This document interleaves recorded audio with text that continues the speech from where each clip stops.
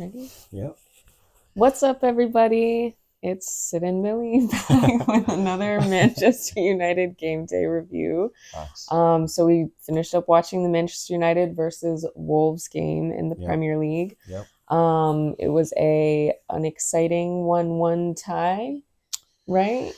Yeah, I mean, I guess the game itself was It was relatively exciting. exciting. I mean, but Okay. I guess just not in the ways you would want a football match to be, especially Okay, if you're fair a enough. Manchester United fan.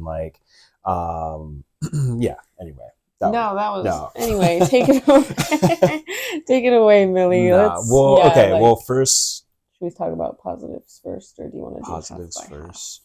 I guess it's kind of there wasn't as clear of like a cut in positive and negative as like last game. So Mm, like last match was like the tale of two different stories, like right. 100% with like how United played in the first half versus how they played in the second half. But today it just wasn't like that. Today it was just pretty average, bang average throughout the entire match. With maybe 10 minutes, 10 to 15 minutes of decent football sprinkled in Okay. at different points in the match. But I would say there wasn't any stretches of more than, I'd say, 15 minutes max where United was actually playing well. Okay. Got it. Yeah. And so along with that, like in the first half, for example, there was a graphic that popped up on the screen, and it essentially was about passes in the opposition's attacking box. So Mm-hmm. if you're Wolves, how many passes they completed in United's box, and for United, how many passes had we completed in the Wolves box? United had only completed 8 passes in the Wolves box. So for us attacking their goal, we had only completed 8 passes in their box. In the Yikes. same time period, Wolves had completed 31 passes in and around our box. Yeesh. So essentially, what that is showing is that in a game against last place in the Premier League, Wolverhampton, the worst team in the Premier League, the least amount of points in Premier League history, this team was able to play good football against United, make it an exciting game because it was a track meet back and forth, counterattacks, transitions. We allowed the worst placed team in the division to play hand in hand with us, Mm, to act like they were on level terms with Manchester United. And it starts from the lineup. When you see the lineup come out and you see that 7 defenders on the pitch, you immediately know that our mindset is going to be defensive. It's got just it's just you. impossible. It's just when you have a manager who is so, I mean, I don't want to insult like his character, but the way he manages the football team is extremely cowardly. I won't speak to him in his normal life, but Amorim, when it comes to him being the manager of Manchester United, does not have the guts to be the Mm, manager of this club. Because what you want to see in a manager of Manchester United is someone who understands like kind of like true attacking football, someone who wants to also enjoy watching the game. You know, you need the manager to also be a fan of football, a yeah. fan of the sport itself, right? That's an important element. And I think right now it's pretty clear that like Amorim's more concerned with proving that he was right or proving that his system works than Mm, he is about creating good football for Manchester United and developing the youth of Manchester United and right. progressing our football and making us a better footballing team and getting us higher up on the Premier League table. He's not focused on any of that. So what is he focused on? All he's focused on is trying to win the game on hand in his system. He is no foresight, so he's not looking ahead to like future Right. games, right? We know that. We know that the system, when he actually did change it for the first time in our last match, it Yeah. actually worked. And what did he immediately do? Reverted back to Right his back. own system. And we So saw him annoying.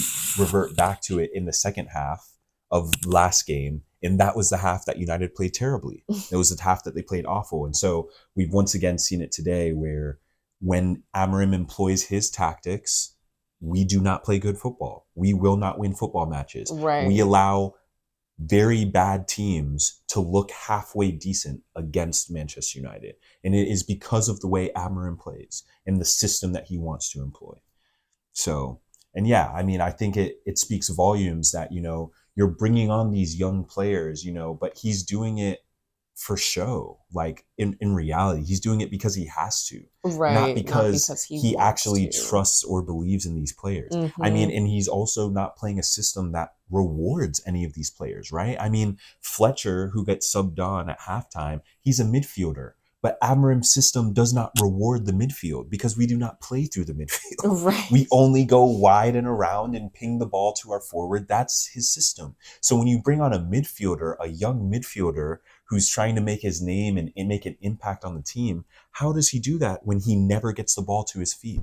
The only actions Fletcher made in the entire second half were defensive actions, Mm-hmm. trying to win the ball back, trying to get into spaces. But did we ever actually see him with the ball at his feet, connecting passes, moving passes, controlling the rhythm of the play? No, No. of course not. No, definitely not. And I feel like there is, it's kind of weird when you don't hear like a lot of different players' names Yeah, from the commentators. yeah, I feel like we hear kind of the same names consistently. yeah. And then I think we heard Fletcher maybe once or Once, twice, yeah, Martinez even maybe once or twice, yeah, barely heard his name. yeah, Like most of the players on the pitch were not really hearing anything about what they're doing yeah. because to your No, point, it doesn't allow for a lot of players to actually be interacting with and like yeah, and running it. to that point, it's like the player we hear the most about, and he had a phenomenal game last game and a phenomenal game today again, is Aiden Heaven. But Mm-hmm. it's just like, should your center back be the star of your show? Absolutely not. I'm sorry. Like, I love Aiden Heaven, and I think that he's developing like wonderfully, and I think he's going to be a phenomenal center back for the future going forward. No doubt about that. But when it comes to our matches of Manchester United, we do not need our center backs being the centerpiece of our game. Right. Even the goal that we scored today, it came from Aiden Heaven having a moment of brilliance, dribbling up. He won the ball. He dribbled up. He beat multiple people, play it into Xerxes. The ball bounces around. We get a shot. It's a goal. It started from a moment of brilliance from Aiden Heaven. It's Mm-hmm. not normal for a player in Amorim's system to dribble 30 yards with the ball at their feet and then find a pass. It's No. extremely abnormal. But Heaven had a moment of brilliance and did that. And it was another great game from him. And you could see how disappointed the home fans were when he got subbed off. But inevitably, I say that to say our center back shouldn't be the star of our show.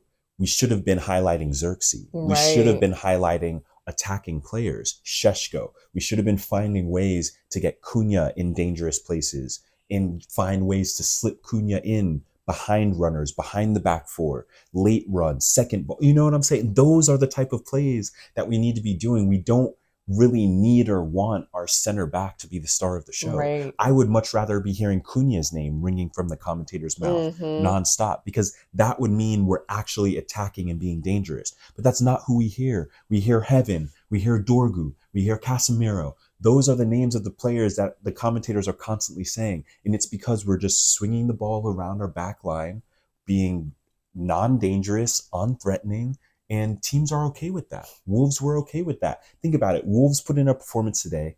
They did less defensive work than you would think for a team that was defending for majority of the game. They had less Mm-hmm. possession, right?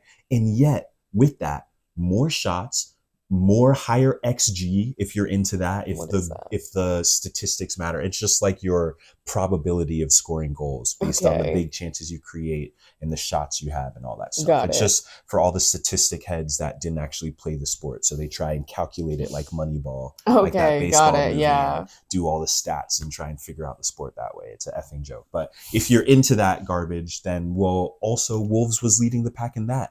In Wow. every single category across the board, except for maybe corner kicks, Manchester United was below Wolves. Think about that.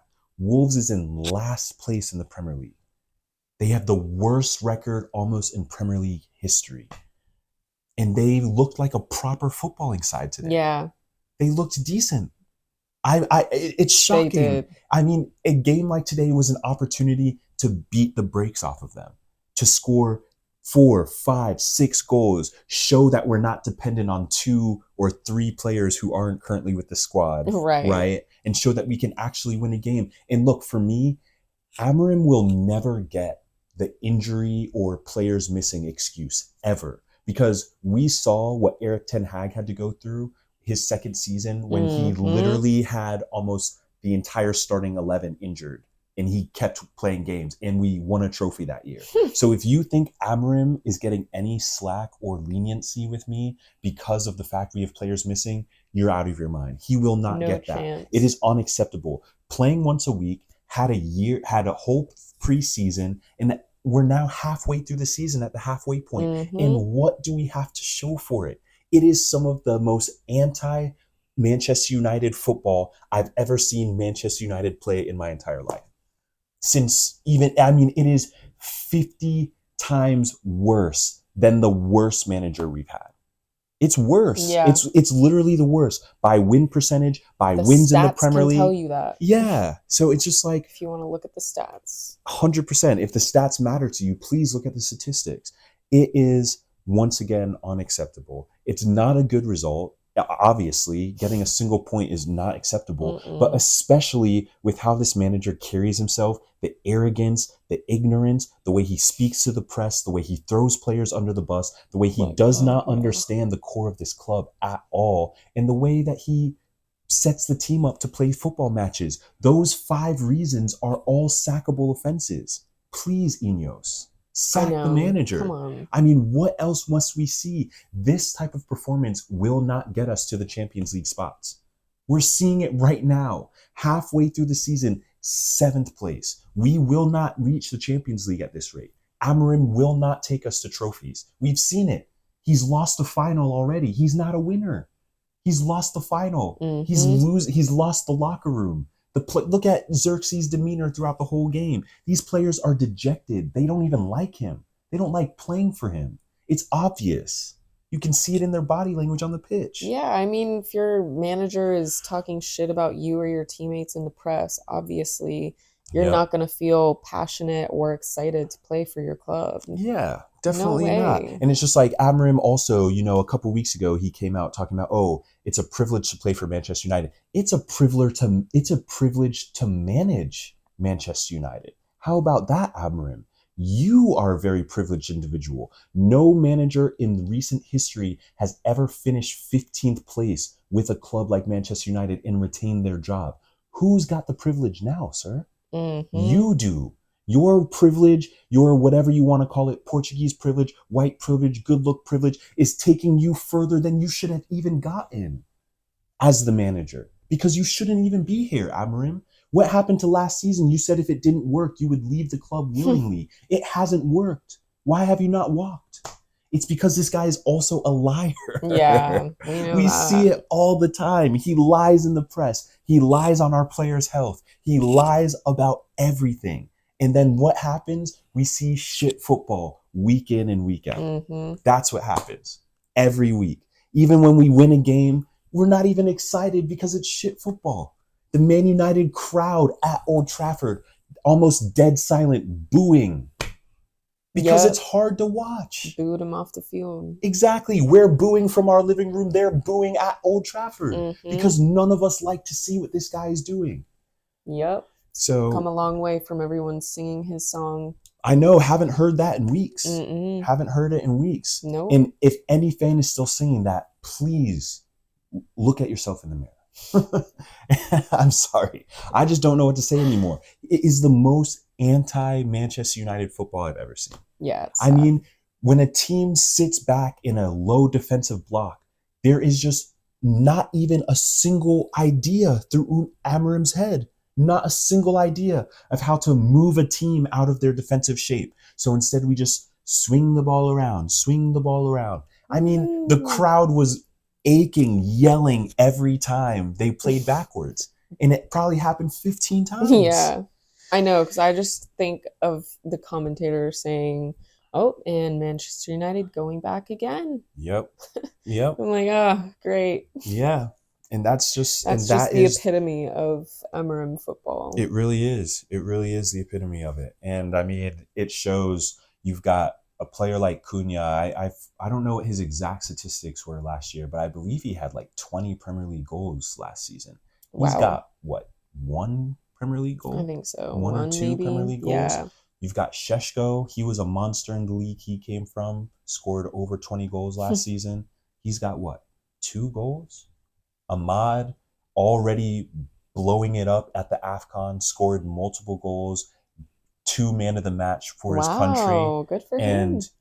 when he comes and plays for Manchester United, he has 1 or 2 goals. So what is the comment? Brian Mbembo with his country, already a goal, already a man of the Really? match. Wow. But when he's with Man United, he has what, 3 goals, 4 goals? Maybe. I say that to say it is obvious that we have talented players in our roster. It We is know that. very clear that Manchester United has a team that should be challenging for the Premier League. If you look Mm-hmm. at the team on paper, not even including our loan players, just the players we still have on the roster. So when you have a manager who keeps talking about suffering and keeps talking about garbage, it doesn't inspire a lot of confidence from the fans or the players Nah, not at all. at all. You need a delusional, prideful Manchester United manager who understands the history of the club and says, we're going to win every game. We're going to win every trophy. We're going to win it right now. We don't need to wait. That's what we need.